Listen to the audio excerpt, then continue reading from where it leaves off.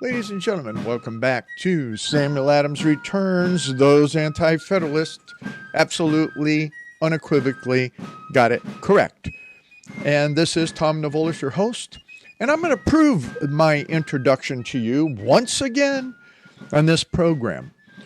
Now, I was going to follow up and do some more on economy and Christian economics and all of those topics that I was intending to cover as we finished out the year. But the course of events that happened, as we discussed last week with the election, and just to remind you, I think that my analysis is one of the best ones out there in regards to how the fraud and the steal operated. So go back to last week at samueladamsreturns.net and take a look. Listen to the program. Listen and review the resources that are there if you really want to know what happened. And it did happen in the targeted states, clearly, without question. Now, another interesting event that everybody knew was going to come about eventually, that Donald J. Trump announced again this week that he would be running for president in 2024. I think personally that's wonderful. I think we need DeSantis to stay in Florida, and as he indicated, to make Florida the model for all of the other states that have Republican governors. Now, as we know, and I know here, in fact, in Ohio, is that'll never happen because, first off, our governor is a Democrat, although he was elected as a Republican. He is a little power-mongering Democrat. And you can tell that by what we're going to be discussing in the third segment of what is important in relationship to what Trump needed actions to designing men are all about. That's the title of the program. Trump needed actions to designing men. Well, what does that mean, Tom? I mean, Trump needed actions? What are designing men? Well, in our case here in modern times, it is designing men and women, but mostly still designing men. Now, I want to make it clear to you from my perspective that once again, I don't think that Donald Trump is the savior of America. There's only one savior for individuals and for nations, and that is the living God, the Lord Jesus Christ. He is the only savior, and because he sits on the throne and is sovereign over the whole universe and every aspect of creation, every individual, he is all, period. And he is the only one that can save a nation. Now, can he use the likes of a Donald Trump? Well, of course. Can he use the likes of someone else? Of course. But trying to figure out who would be running in the place of Trump, I'm sorry, folks, there are very few that have the intestinal fortitude to fight within the belly of the beast. So, with that, I want to take you through the ideas that I have in mind on what Trump needs to do. And we'll talk about that mostly in the third segment. And so you're just going to have to put up with everything that I have to say, and hopefully you will learn from history. Because once again, what we're going to do is we are going to, all right, just a little bit of a hint for you. We have to go back, and what Donald Trump needs to do first and foremost is to go back to foundational historical principles. You're not going to go back to the way it was.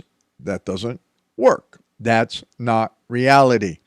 But the principles that our founders utilized to create this nation are eternal.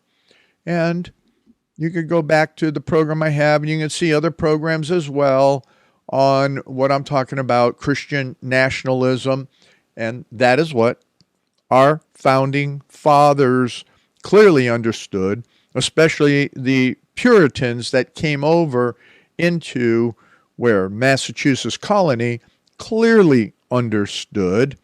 But today, pastors, theologians, politicians have no clue on what that means. What does it mean for the sovereign laws of God? Duh. They don't get it. They don't understand it. Anyway, let's move on. What I want to talk about in this whole idea is that we know that there's chaos that is caused by the liberals. I mean, this nation is full of it, and it's even going to get more chaotic as we move into 2024. Now, we're assuming, based on where everything is in the election cycle, that the Republicans did take the House. And we won't know until we see the corrupt election in Georgia whether that is stolen and that the Democrats retain the House with even a one majority, actually two, if you understand Kamala Harris. But regardless, the demons are going to retain the Senate, and they have the administration. So with this establishment chaos, which is inclusive of the Republicans, Mitch McConnell, again, boy, he got it again. He is the Senate majority or the Senate minority. We don't know what. I guess it'll be the Senate minority leader if it's 50-50, regardless. What we have is problems that are going to continue to be there because of a split legislature and a runaway administration with a crazy court system. Now, what we have and what we must understand is that many deep thinkers, the economists, pastors, and reform-minded citizens before us laid the mechanisms that we should be operating within. I mentioned that. The context. What are those mechanisms, the core truths of a nation? And they're all rooted, as I mentioned, in Christian nationalism. Now, the reality about Trump is that if he got elected, if he gets elected, if it's not cheating again, him becoming elected will have maybe, I say in the promo, not an iota of effect because of the trajectory that the status establishment has us on. And without that foundational reformation of the churches and a reformation, political, economic thinking, Trump doesn't have much more of a chance than he did at the last time. And we're going to talk about that again. I'm going to push you down to the third segment. But what I want to open with is that historical perspective. I want you to go to the website at samueladamsreturns.net, look at the opening segment that should be right there, the opening paragraphs right there in the newsletter. Sign up for it at samueladamsreturns.net, as well as go to Sam Adams Wisdom, because Sam Adams gives his wisdom over to the writings of the anti-federalists in general. So we're starting with this writing by a Federalist who wrote and titled his article, quote, "A Dangerous Plan of Benefit Only to the Aristocratic Combination." You have to understand. You have to get a grip on what the realities have become from what the anti-federalists predicted of the Constitution of 87, even as it's presently amended. Now, this anti-federalist had a lot to say, and I'm only going to give you an excerpt or so in these last 5 minutes. But I make an emphasis, and in there I emphasize in the blog posting, it's emphasized in italics and underline. But I'll emphasize it in my voice as I read this. He goes, I am pleased to see a spirit of inquiry burst the band of constraint upon the subject of the new plan for consolidating the governments of the United States, as recommended by the late convention. The hideous demon of aristocracy has hitherto had so much influence as to bar the channels of investigation, preclude the people from inquiry, and extinguish every spark of liberal information of its qualities. And he's talking about classical liberal information. At length, the luminary of intelligence begins to beam in its effulgent rays upon the important production, the deceptive mist cast before our eyes of the people by the delusive machinations of its interested advocates, begins to dissipate as darkness flies before the burning taper. And I dare venture to predict that in spite of those mercenary detainers, the plan will have a candid and complete examination. Those furious zealots who are for cramming it down the throats of the people without allowing them either time or opportunity to scan or weigh in the balance of their understanding, bear the same marks in their features as those who have been long wishing to erect an aristocracy in this Commonwealth, that of Massachusetts. Their menacing cry is for a rigid government. It matters little to them of what kind, provided it nears their wishes and is the most consonant to their views of any they can hope for. They come boldly forward and demand its adoption. They brand with infamy every man who is not a determined and zealous in its favor as themselves. They cry aloud, the whole must be swallowed or none at all, thinking thereby to preclude any amendment. They are afraid of having it abated of its present rigid aspect.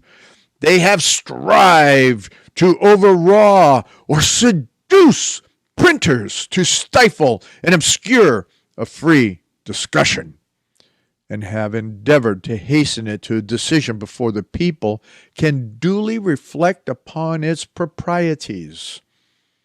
I'm going to stop right there. I'm going to pick it up in the next segment. Are you hearing?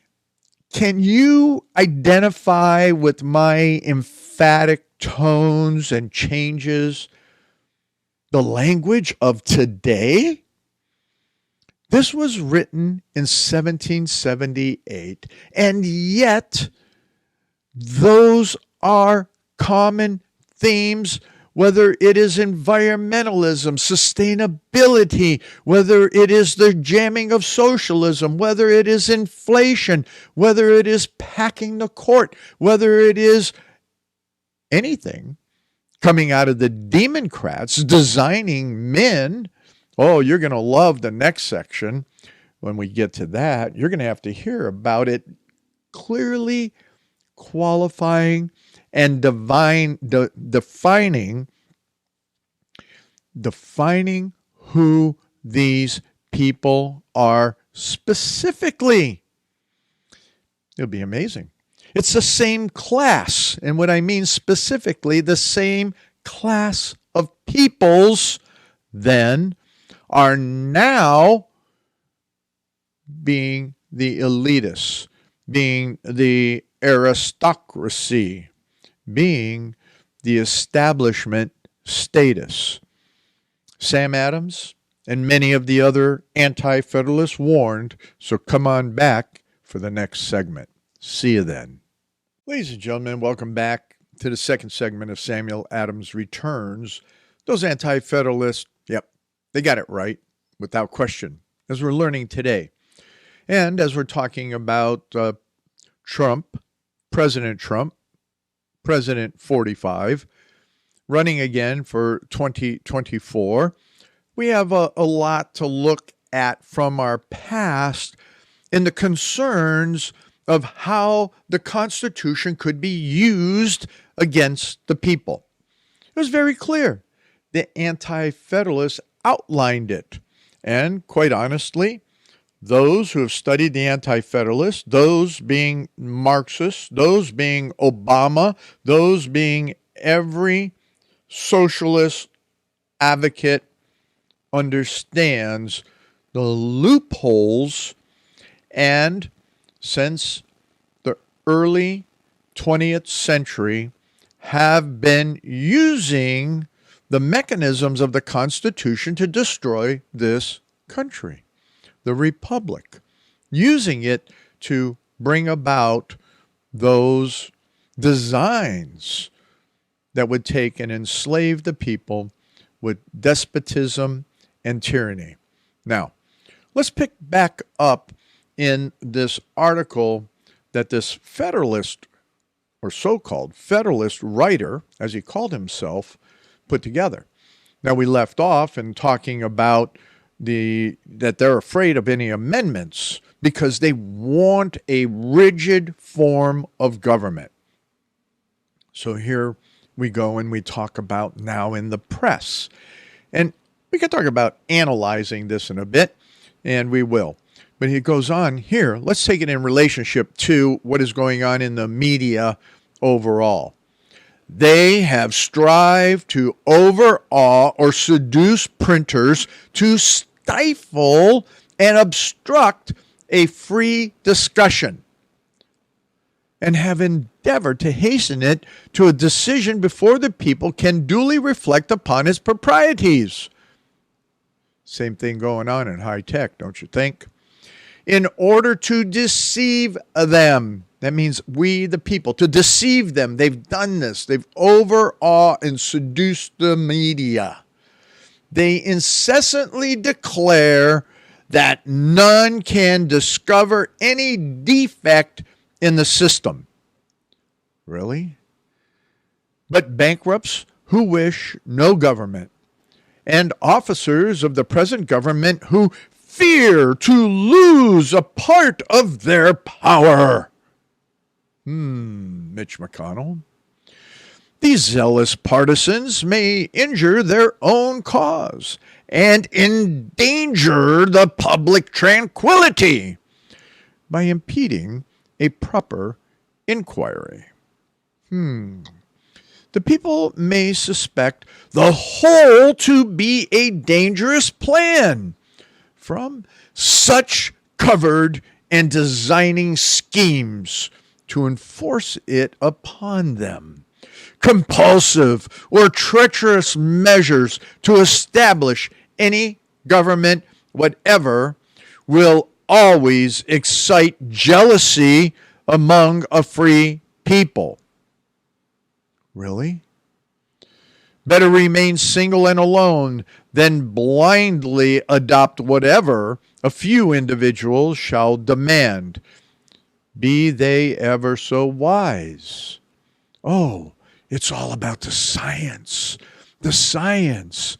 Oh, muzzle up. Get the jab. The science. Oh, that wisdom. But where are you excited and jealous about your freedoms? Where is that? You know, it's the same thing that happened during the constitutional time frame. I just want to reemphasize before I go on. I want to ask you these questions. Can you hear the echo of time in our present? Can you hear it? Can you hear what was being said then in relationship to the Constitution, how it could be abused in our present? The essence of liberty for a free people is not in a central government that is everything to all. But as we saw in this last election, the 18 to 40-year-olds voted 63% of the time for demons. Wow. Interesting. All right, let's continue with the letter, because I think as we get down here, it'll be interesting, because here is where I define the types that are nefarious, no different than today. Are you ready? I had rather be a free citizen in a small republic of Massachusetts than an oppressed subject of the great American empire. Let all act understandingly or not at all. If we can confederate upon terms that will secure to our liberties, it is an object highly desirable because of its additional security to the whole. If the proposed plan provides such as one, I hope it will be adopted. But if it will endanger our liberties as it stands, let it be amended, in order to which it must and ought to be open to inspection and free inquiry. The inundation of abuse that has been thrown out upon the heads of those who have had any doubts of its universal good qualities have been so redundant that it may not be improper to scan the characters of its most strenuous advocates. Wow. That to me right there, I have to stop again. That right there resembles everything that is spewed out of the media and the Biden administration. You're racist. You're this, you're that. Shut up. Throw it upon their heads. They have doubts. You can't doubt this. You can't doubt any of it. He continues, it will first be allowed that many undesigning citizens may wish its adoption from the best motives. Whoa, see, here's what's going on. This is why you have all of these so-called pastors out there that have been jumping on the jab, jumping on sustainability. Oh, wait a minute. They're undesigning. They only want the best thing. Oh, may wish the adoption of all these things for what? Oh, the best motives. Continues. But these are modest and silent when compared to the greater number who endeavor to suppress all attempts for investigation. These violent partisans are for having the people gulp down the gilded pill blindfolded. Wow. Wow. Did you get that? They wanted you to gulp down the gilded pill blindfolded, whole, and without any qualification whatsoever. This is it right here. These consist generally of the noble order of Cincinnatus. Now here we go. Holders of public securities, men of great wealth and expectations of public office, bankers and lawyers. These with their train of dependents form the aristocratic combination. The lawyers in particular keep up an incessant declamation for its adoption. Like greedy gudgeons, they long to satiate their voracious stomachs with the golden bait. The numerous tribunals to be erected by the new plan of consolidated empire will find employment for 10 times their present number. Wow. These are the loaves and fishes for which they hunger. They will probably find it suited to their habits, if not to the habits of the people. There may be reasons for having but few of them in the state convention, lest their own interests should be too strongly considered. The time draws near for the choice of the delegates. I hope my fellow citizens will look well to the characters of their preference and remember the old patriots of 75.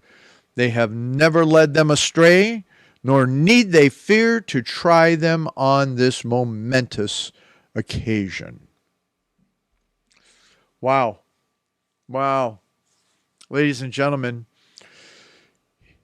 what do we have going on today? You look at all the lobbyists, the lawyers that are involved. I love this section. The lawyers in particular keep up their incessant declamation for its adoption of all these crazy plans, globalist plans, sustainability plans, Antifa, CRT, SEL, everything. There's a group of lawyers always behind it. Well, we can go on and you can look at all these various comparisons, and we should. We should take a look at them. Who are these groups? These groups that are stated here. Holders of public securities. Well, at that time they didn't have a stock market, but they are the investors and into the public securities. How about some bonds? Where's the bond market going these days? What's happening with that? Men of great wealth. Well, let's see. Soros, Bezos, and all of the other billionaires that are listed and other millionaires that are listed that, what? Give heavily to the demons. Yep. Bankers and lawyers. And now we're seeing all these businessmen who are on this ESG kick. You know, what is that? The environmental, social corruption is the way I call it. ESG, and governance. Everything is tied together in that, and they want to take, and wow, they even had all these pastors out there. This is a group here at that time did not even mention the pastors, because the pastors, for the most cases, were fighting for liberty. But now you have them there in Sinai, fake breaking clay tablets and waiting for the new God of sustainability to give them their new 10 commandments and take it to the people. And there is a link there to what I have is that, the World Economic Forum says that sustainability cannot move forward without religion. Boy, put that one in your pipe. Lawyers.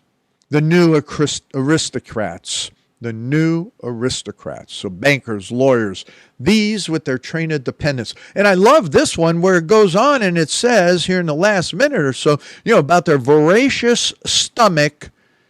They want that golden bait. Numerous tribunals. We're seeing that. Hey, J6, look at that. It's a tribunal. And they're going to be erected. And they want to consolidate the empire. But here's the kicker. Get this. Will find employment for 10 times their present numbers. Wow.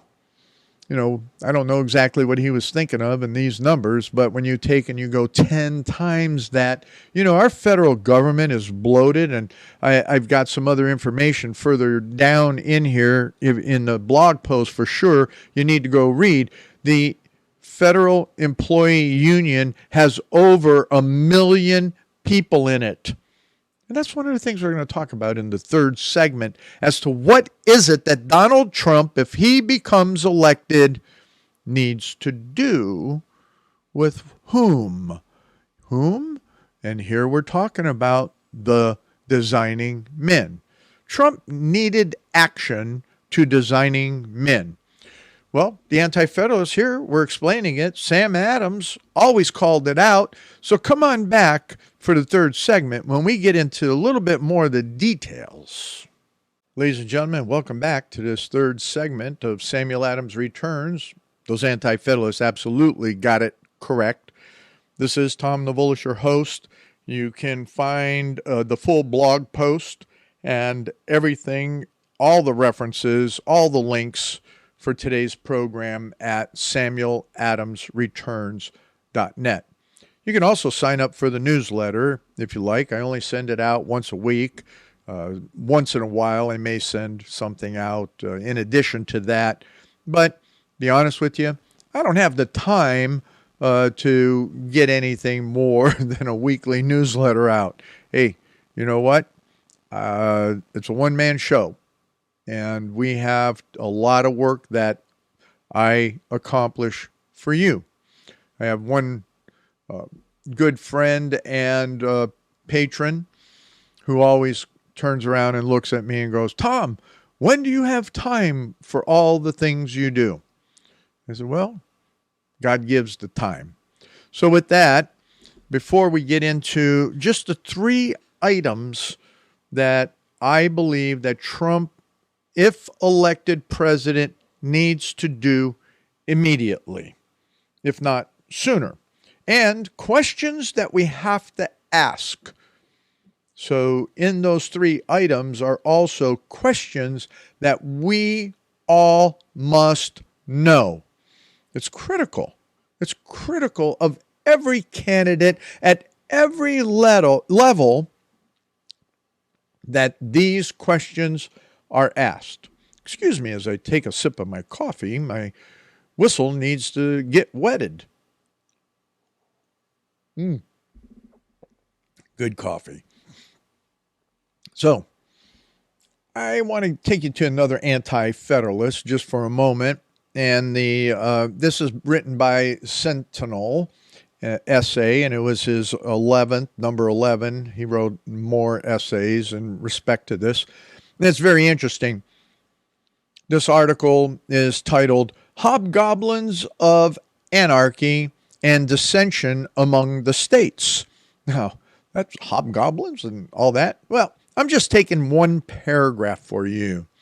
You can find this article in the Anti-Federalist Papers. I'll leave it at that. So we go on here to say, the source of apprehensions of this so much dreaded anarchy would, upon investigation, be found to arise from the artful suggestions of designing men, and not from a rational probability grounded on the actual state of affairs. The least reflection is sufficient to detect the fallacy to show that there is no one circumstance to justify the prediction of such an event. On the contrary, a short time will evince, to the utter dismay and confusion of the conspirators, that a perseverance in cramming down their scheme of power upon a free men of the state of Pennsylvania will inevitably produce an anarchy destructive of their darling domination, and may kindle a flame of prejudicial to their safety. They should be cautious not to trespass too far on the forbearance of freemen when resting their dearest concerns, but prudently retreat from the gathering storm. I think that's where we are here in 2022 and in relationship to even 2024. It is clear that we are in the dreaded anarchy, despotism, and I say tyranny of the Biden administration, with all of the Marxists that are not just in his administration, but all that are in the federal government, every agency there is. Pretty sad. most of the agencies have leftist, socialist, Marxist, anti-God people at every level within their organization. Now, I can go on with other anti-federalists here and go to samueladamsreturns.net and read the other postings that I have in relationship to the anti-federalist comments that they wrote about designing men. It's quite interesting. If nothing else, it's interesting reading. All right, so in these last 9.5 minutes, let's get into what Trump needed action is. First point. First point goes to that opening letter, the end of it in the second segment. Remember the old patriots of 75. What happened in 1775? When then in 1787, people had to be reminded to remember the old patriots of 1775. My goodness. So I have to ask this. Who will Trump pick for his administration this time? You know, he was snookered before into picking the designing schemers. That's what happened. He was tricked into doing that. This was the whole aspect of the Republican Party when he came into office. He's looking around going, all right, hey, what was that guy that was the head of the Republican Party at the time, and he came over into the administration and was going, oh yeah, pick this one, pick that one, pick this one, pick that one. Well, tell you what, the holders of public securities, here's what he got the last time, the designing schemers, the holders of public securities, men of great wealth and expectations of public office. His supporters, those who gave him money to run, they expected public office. Check it out. See how that works. Bankers and lawyers. These, with their train of dependents, form the aristocratic combination. Enough said. In other words, he was surrounded by the establishment. The difficulty in resolving this is that those that he could pick will never get past the Office of Personnel Management. He could pick real patriots, but because of money, because of owing, because of whatever, they're not going to get past this Office of Personnel Management. Why? Well, I applied for different positions as well as other friends. We applied, a number of us applied, but you know what? We got rejected. And why did we get rejected? Here's why. Because we had no government service background. That was the reason we were rejected. Hence, the filters that are built in the federal government are against true constitutionalists serving at the federal level. And quite frankly, it's by design. The Office of Personnel Management, until Trump fired the guy and put somebody else in, was run by a leftist. So number one, he has to fix that. He has to fix immediately the Office of Personnel Management and get real patriots in there. Scrub the nonsense of the establishment. Scrub the nonsense of the what? Holders of security, men of great wealth, and those with expectations of public office. Bankers, lawyers, and so forth. All right, we're down to just close to 5 minutes. Number two, what policies will be drafted these next 2 years, and who is writing them? That's the most important part. Who is writing the policies? The complexities that are woven into the federal agencies, they don't give way to what the general citizenry understands. It's all been pushed up to what? Oh, the experts, the experts. Well, how about we, the people that understand constitutionalism? Nah, they don't matter. So Trump is stuck in that. So those that are virtually unknown never get the opportunity to even have a word or a question with his connected elbow rubbers. Again, who are the faithful servants of the living God that have the influence in policy making? Now, this last one is probably the greatest affecting area, as I've already mentioned in the other segment. This is the greatest one that contains the whole well-being of the swamp. So, what could he do? Well, here it is. He needs the Republicans to take the whole Congress, the House and Senate. Then he must immediately go in and rescind executive orders that go all the way back, and I mean way back, prior to John F. Kennedy. And what John F. Kennedy did, and Lyndon Johnson, and Nixon, and especially Carter. Now, was that in relationship to? He must then, as he rescinds orders around the Civil Service Reform Act, he must also push for legislation to reform that. Because if that's not reformed, if he can't really, he did some. He was able to fire the people at what department? He did that at the Veterans Association.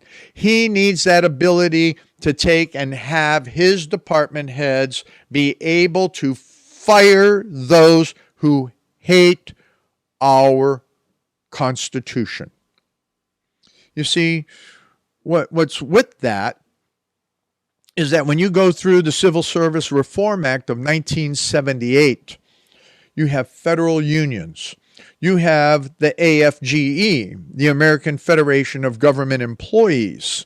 AFGE is 700,000 federal and D.C. government workers strong. How about this? The NFFE, 110,000 federal workers strong. And there's more. There's more unions that are federal employee related. They need to get fixed because they are the ones that are messing things up. And you have to remember, every union has been touched by the communist union, developers, those that wanted the unions to come into being.